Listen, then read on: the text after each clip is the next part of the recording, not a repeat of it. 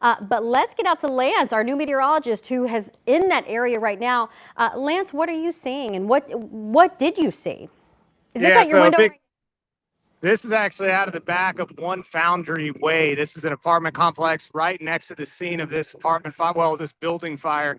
You can see, of course, multiple fire trucks there working hard to put out the fire. I've counted at least a dozen or so, probably closer to 24 firefighters walking the scene down there.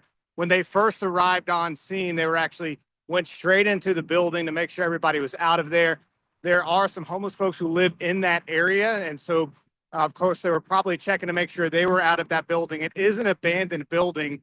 You can see they're still working hard to get the flames out. We've seen a lot of smoke from this. Occasionally, you can actually see some of the orange and the red from some of the fire. Paul is detailing out, of course, the impacts to the roadways. Let's look back around. That's I-64 in the main part of your screen. Looking back towards downtown right now, complete standstill off in the distance, of course, as this remains closed. So the implications on this, like Paul was mentioning, they will continue. I'm going to move back around so you can see the foundry down here and the traffic backed up as folks try to navigate around this road closure. And not just this one I-64, even though obviously a major thoroughfare, it looks like there's a lot of other roads back around it.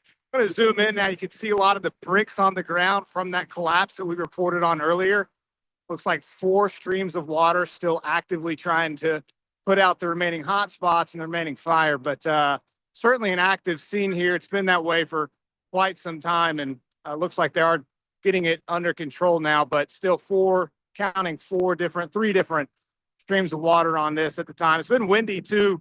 I'm sure the firefighters are battling some of that. Thankfully, the temperature's not too bad, but of course the wind there helps to keep the flames going during these types of events. Yeah, that's what I was going to ask you, Lance, especially as a meteorologist, how the weather conditions could be playing a part into putting this fire out. Yeah, that's a good question. So one thing that of course, the wind helps to spread it quickly. And of course, that's always a concern with these surrounding structures.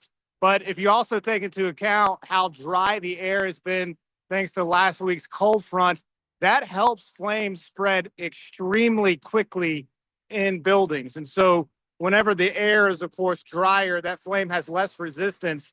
So that can help a fire get out of control, especially one that hasn't been reported. And again, with this building being abandoned, I'm sure that it took a little bit of time to get fire personnel out here before this fire really got out of control there too. So now I'm counting 4 different streams of water on the fire. And there's actually a ton they've got everything blocked off. A lot of police officers out here keeping people out of the scene to allow these firefighters to do their job and to do it safely and not have to worry about anybody else walking into the scene of danger. A lot of folks walked out, just like I did, with cameras up, trying to get pictures of what was going on. Of course, we can reiterate, too, the great news is the fact that they have confirmed that there was nobody in the building. They cleared that building very quickly. Those firefighters going in there to make sure everybody's safe. And once they cleared it, they got out and attacked this fire from seemingly all sorts of angles to get it under control.